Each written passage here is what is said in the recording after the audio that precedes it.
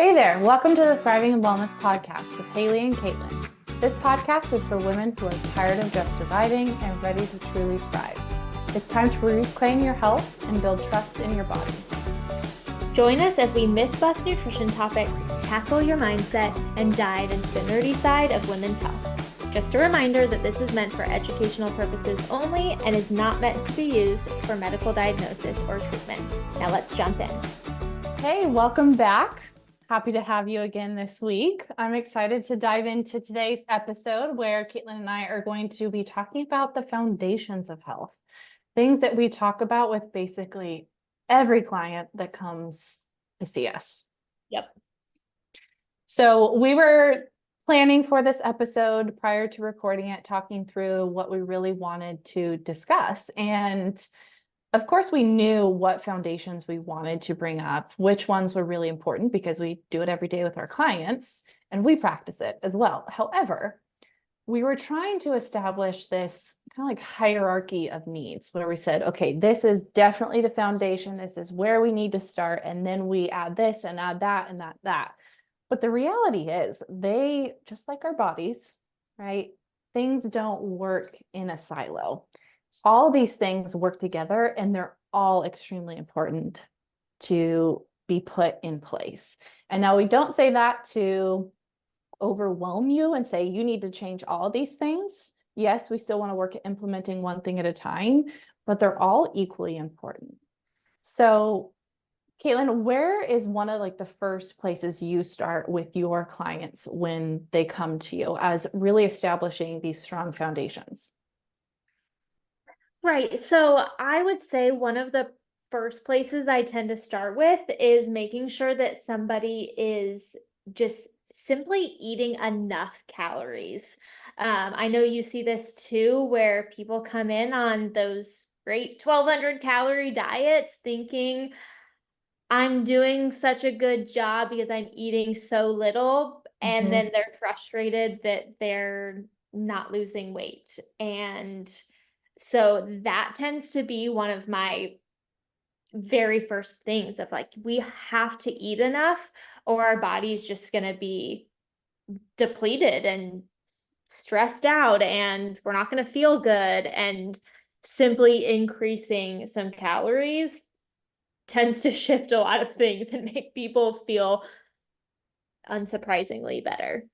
A whole lot better. And there are so many things I want to say about this right now, but I know we need to stick to these foundations, but this came up yesterday with a new client of mine and she had messaged me just expressing her frustration and I truly feel for her because one, I've been there. I've been eating like 800 to 900 calories and still seeing the scale go up and feeling like I'm gaining weight.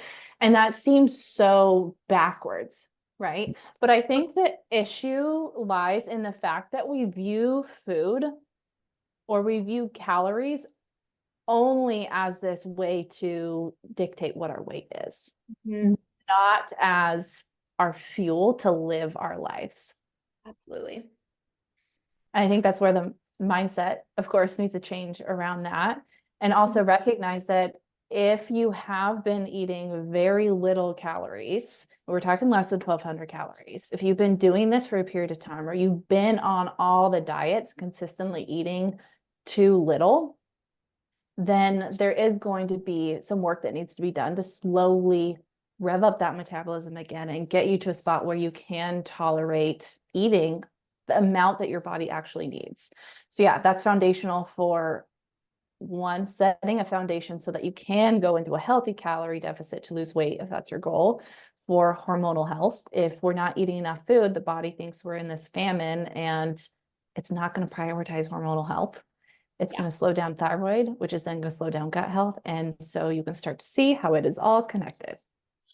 Yep, absolutely. But it's so easy to see how people can be afraid to increase their calories when they're like, especially if you're in the spot where you're gaining weight at 900 calories, it's like it's hard for it to make sense of like, okay, but I eat more and then I'm not going to continue to gain weight.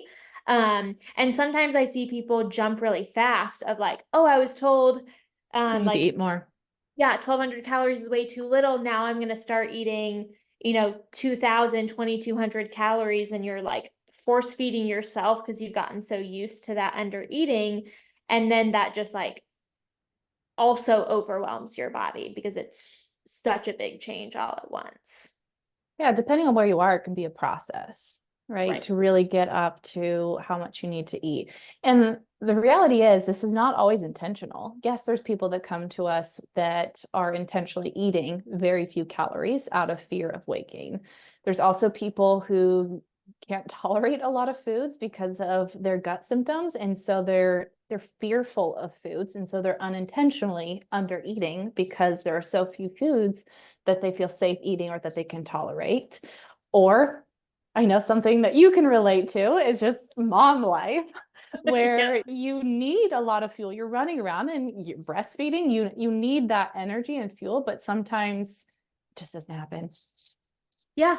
Yeah. I just get caught up in the day, and like today's a great example of like back to back patients, and and it would be really easy to forget to eat. But I have been more intentional about it, and I've had breakfast and I've had a smoothie and I have lunch planned, like trying to do better. Yeah. Doing what I preach. Exactly. And I think this is a good transition too. So we've talked about a few reasons why adequate intake or adequate calories is so important. And if you are confused, like, what does that even look like for me?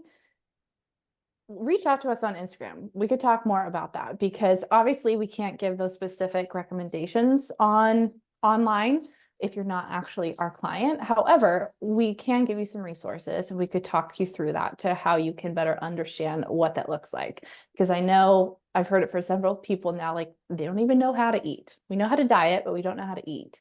Right. So that's a Yes. different Oh, thing. that's such a good point. And I think this transitions really well into the blood sugar piece, which I know you and I both work so much. Like we work a lot on this with our clients, but so often we're just focused on, many people just focus on the carbohydrates in relation to blood sugar balance. But the reality is, actually eating enough food and fueling consistently throughout the day can also make a big impact on your blood sugar. Yeah, definitely. And and making sure that you're like eating frequently enough. Like if you're, you could be eating enough calories, but if you're having a giant meal in the morning and then you're going 8 hours and then not eating again until dinner, like I do on days when I'm not being intentional about eating, like that's also awful for your blood sugar.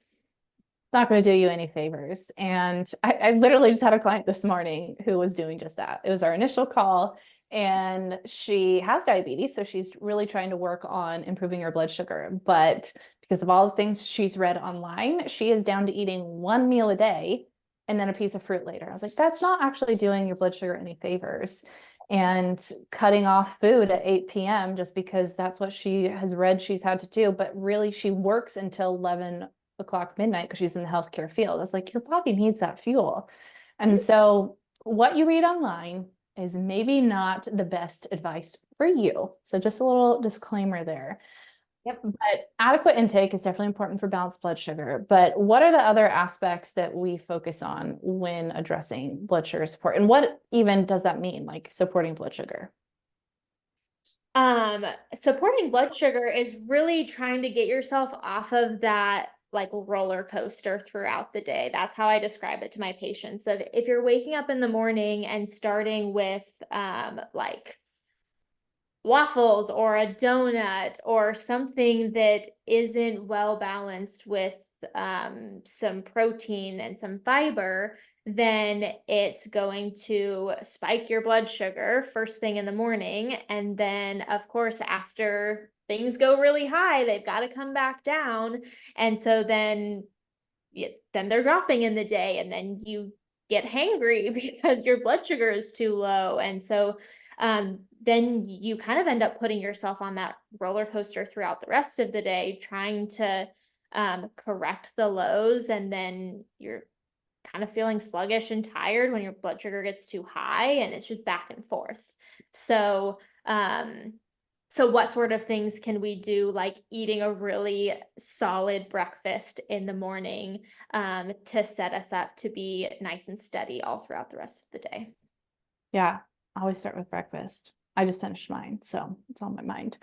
But one thing I wanted to add to that with balanced blood sugar is, as a diabetes educator, obviously I work with a lot of people with diabetes, but this blood sugar balancing piece is not just for people with diabetes. This is for everyone. And even if you don't have any diagnosed insulin resistance or pre-diabetes or anything related to your blood sugar, it's still important, literally for everyone.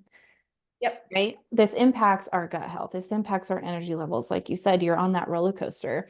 And so when we say highs and lows, that might not mean that you are at a high or a low place that's diagnosable, or it's like out of within the normal range. But if you are up and down and up and down throughout the entire day, that is going to be a stressor on the body.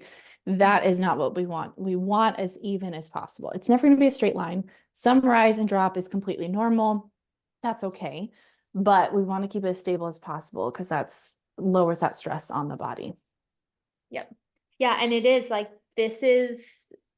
this tends to be where I start with everybody, and there are these other foundations that are really important. Um, but if I had to pick one, this is the one that I start with, and the other pieces it tends to be a little bit more of like what that particular patient needs and where their symptoms are likely stemming from the most. That's kind of how I get on to, okay, what's the next step? And How that's do the you? beauty of individual care, right? Yes. One-on-one. I know one-on-one's not great for everyone, but that's the beauty of it, is you get to figure out, what does your body need, Mhm. right? What do you need to work on now, and how's that going to happen? But I agree, blood sugar is pretty foundational. I think I have that conversation with literally everyone, and that all goes back to learning how to eat. Yep. Part of that blood sugar, and again, you'll see they're all tied together, is talking about hydration. And not just, you had a post about this today, so I think it's perfect timing, Yep. but not just about drinking tons of water. Like you see a lot of fitness trainers will talk to you about, is like drink gallons and gallons of water, right? That's Mhm. exaggerated. A gallon of water a day is what I see recommended. But the reality is that might not actually be hydrating you. Right. Okay. Funny story. So I have a friend who is also a dietitian, and I had gotten her a water bottle. It was from Costco, and I think it was a half-gallon water bottle. And so I Mhm. gave her one. It came in a 2-pack. And a couple days later, she texted me and was like, "Man, I've just been having like these really weird symptoms, and like I'm just not feeling great. I'm feeling kind of dizzy." And then it came up at another time. She was like, "Guess what? I've had 5 of these waters today." And I was like, "5?" I was like, "That's 2.5 gallons of water." I was like, "That's why you don't feel good. You're Wow. lying to yourself." Who's been living in the bathroom? Yep, and, like, she's already somebody that drinks a lot of water, and she also had a little bit of a Diet Coke problem. And so I think she switched to water, and then it was a little bit of, like, her, like, emotional support water bottle, if she's just, like, used to drinking something all day. Um, so that's obviously, like, a very extreme case. Mhm. But I do get lots of people that are like, "Yeah, I'm drinking a gallon of water every single day, and, like, I'm just constantly running to the bathroom." And, like, when you say that you're constantly running to the bathroom, that's a huge red flag to me of like, "Oh, well, you're probably drinking too much and flushing everything out." Yeah, and these are often people that are already depleted in minerals, Right. right? And when we are talking about minerals, yes, there are a ton of different things that we're thinking about when we dive deep and do like an HTMA test with our clients. But for today's purposes, I think staying focused on those macro minerals, and mainly sodium and potassium. Yeah.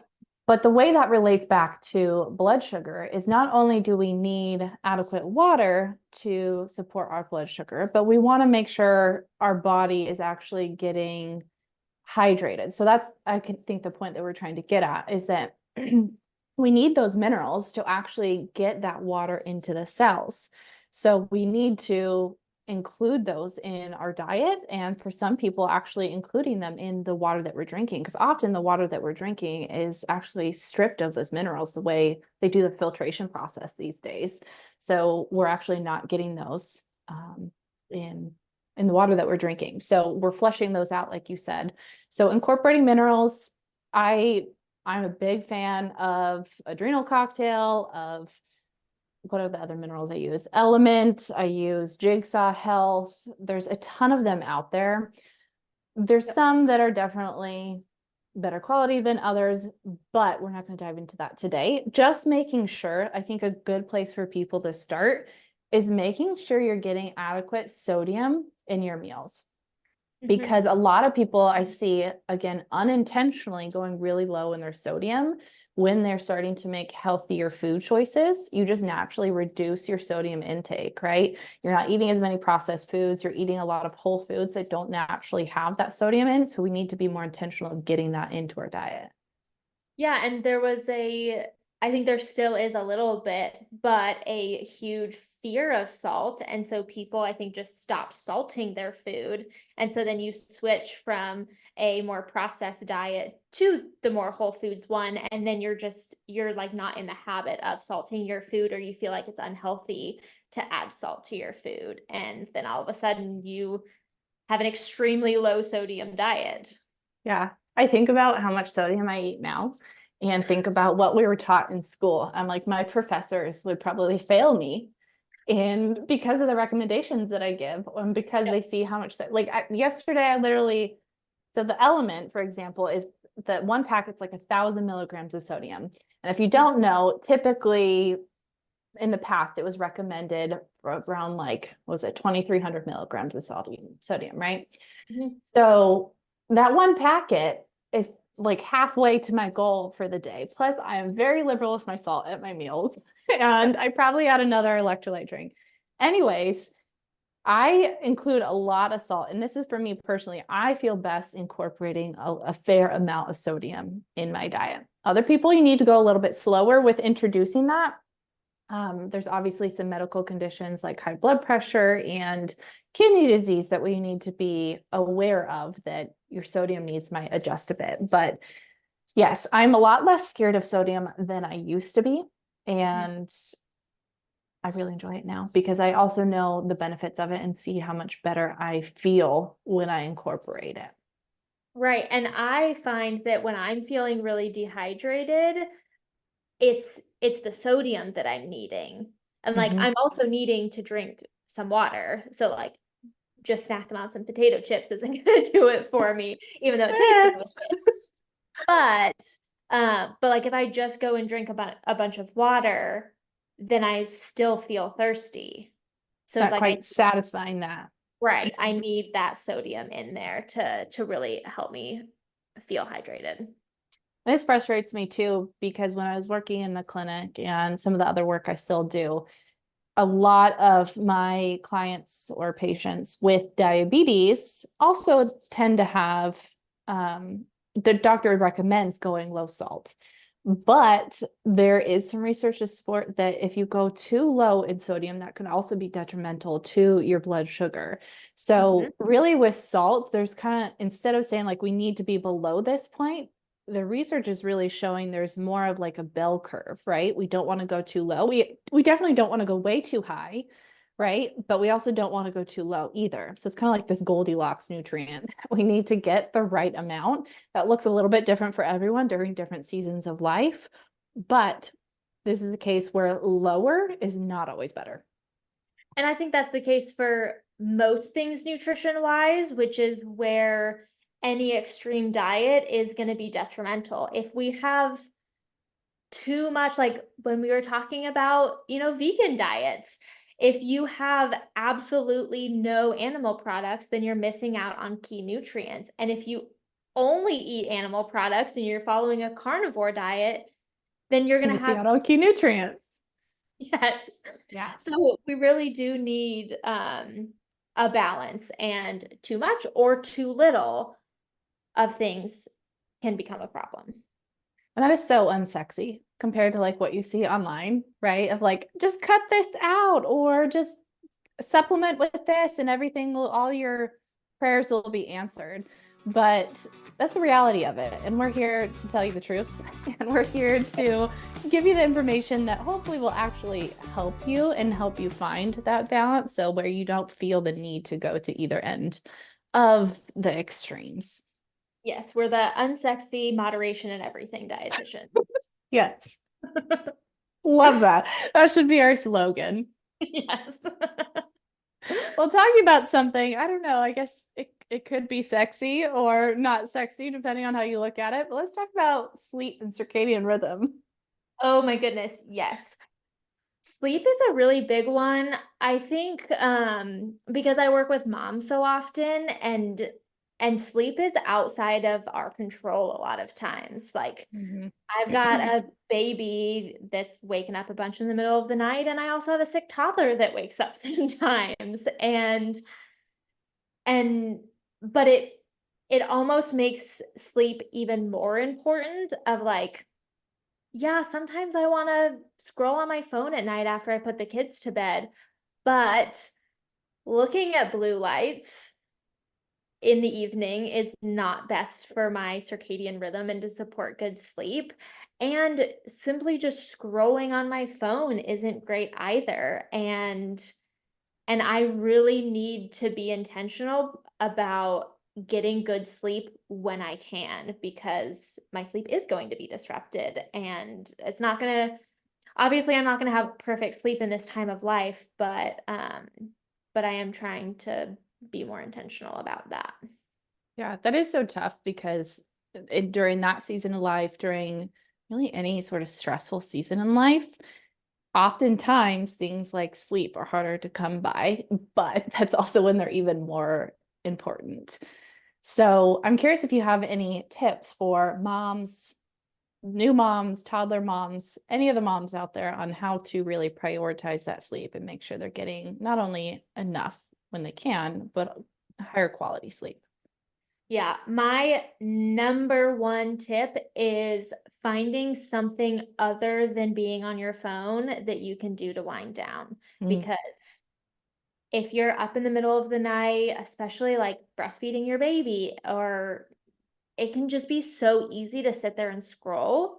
But on the nights that I'm awake and scrolling on my phone, I get the baby back to sleep and I lay down in bed, and it takes me another 20 to 30 minutes for myself to wind back down and go to sleep.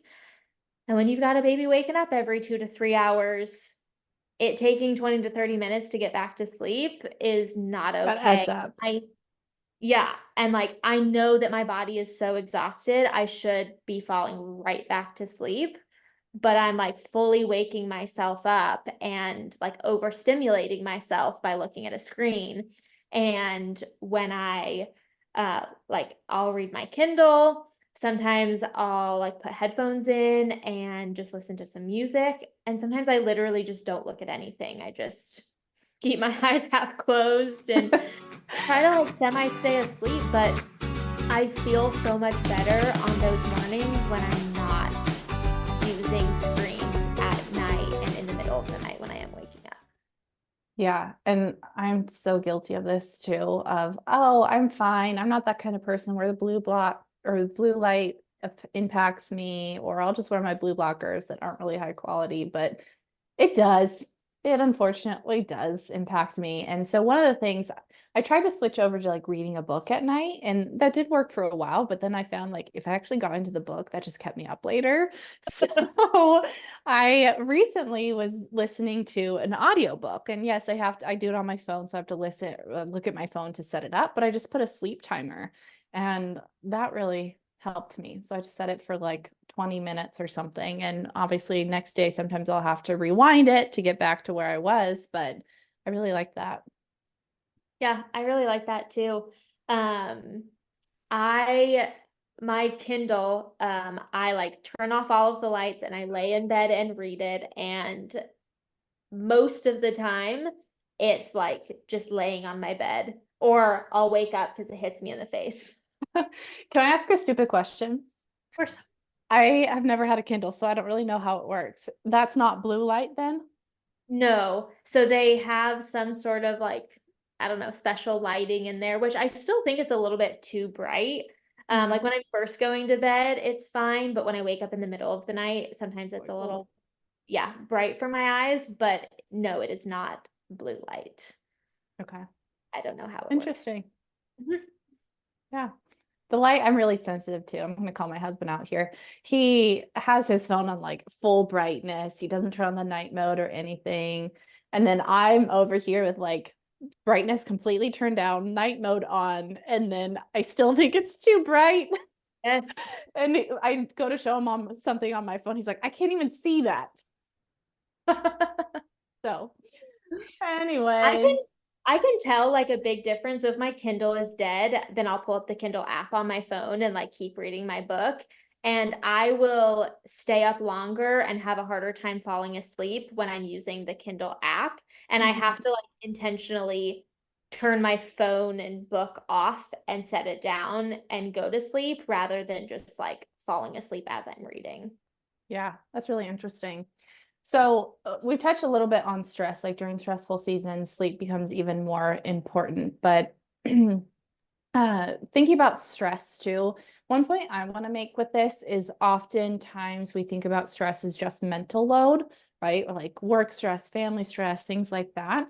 But the reality is there's other like physical stressors on the body. So going back to what we started this episode with is getting enough food, getting enough of our micronutrients, our vitamins and our minerals, supporting our blood sugar, all that can help support stress. So if we're not eating enough, if we are missing, we're deficient in minerals, not getting enough of them, that is physically, that's a stressor on the body as well. And so that is going to impact your resilience towards the other stressors that we may not have as much control over. So I like to view those as controllable stressors, and I think we can do a lot about it.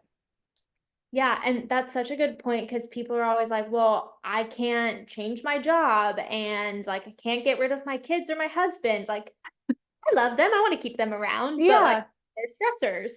And it's like, yeah, those are uncontrollable stressors. There are things that you can do with like working with a therapist or somebody in terms of managing the stress levels and that piece.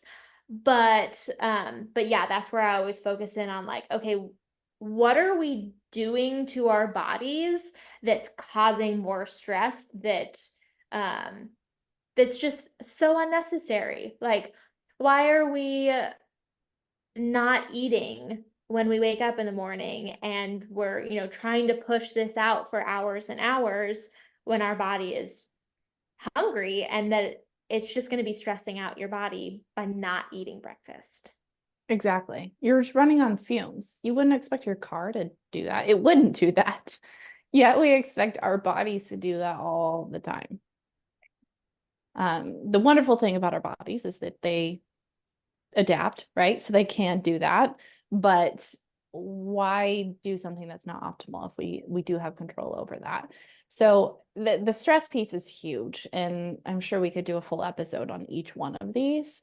But nervous system support and mindset, really, we talked about mindset in so many other episodes already, and we will continue to because it's such a huge piece. But I think stress really ties into the nervous system piece. I don't know if there's anything you want to share on that. Oh man.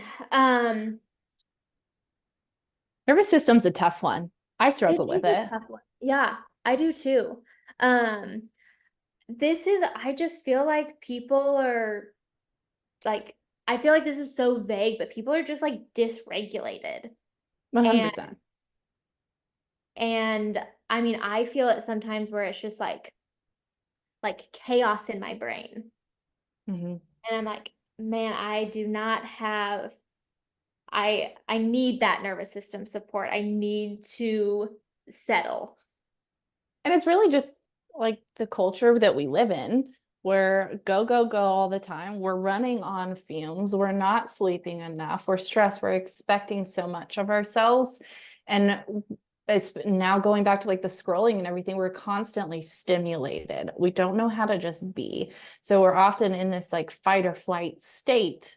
And this is just our norm. Like I get so many people that come to me and they're like, I need to be working out, I need to be doing something. I can't sit still. And they wear that like a badge of honor. Yeah. And reality is that's a sign you need to be still. I struggle with it too. Like I find myself, I have a few minutes between client calls.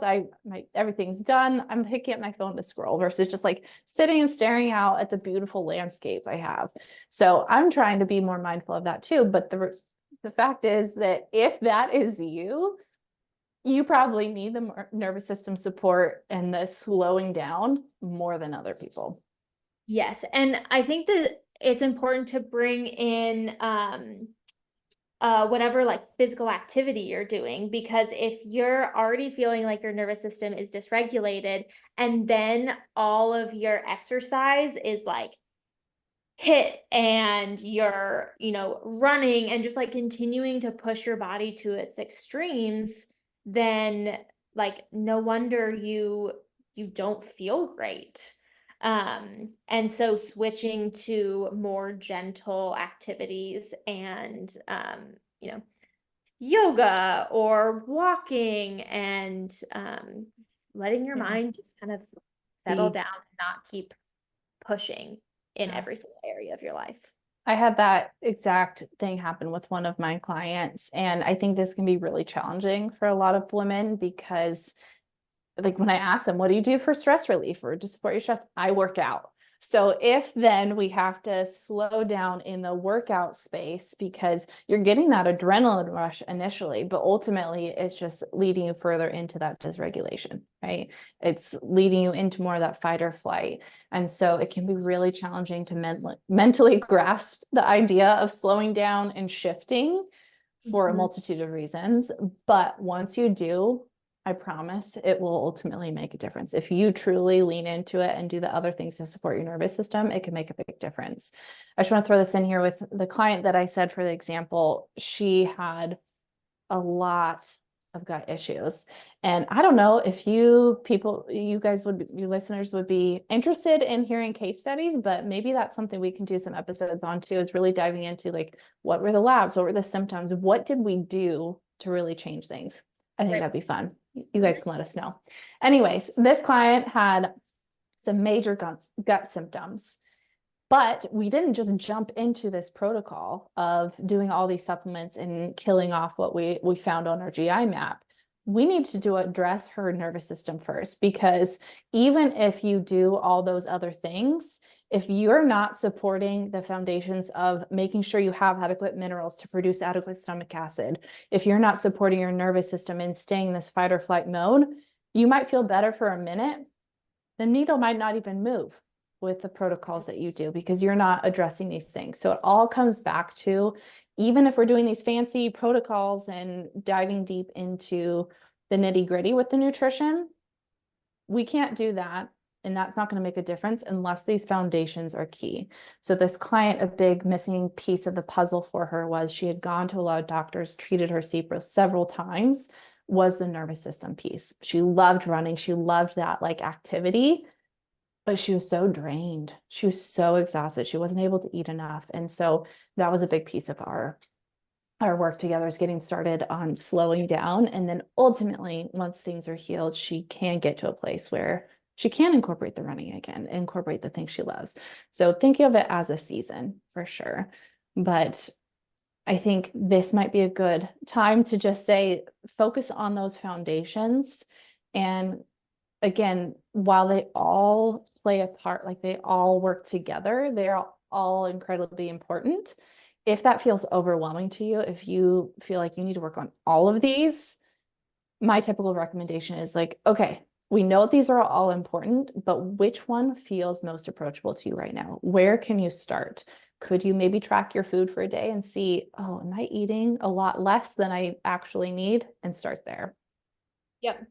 Yeah, and I love that you said like what feels good for you right now, because again, working with moms, sometimes they're like, I have a newborn. I like getting out and doing exercise feels overwhelming for me. I can't do that, or I can't focus on sleep. My baby's up a million times a night. So then which one of these other pieces fits into your life currently that you can start to move the needle on?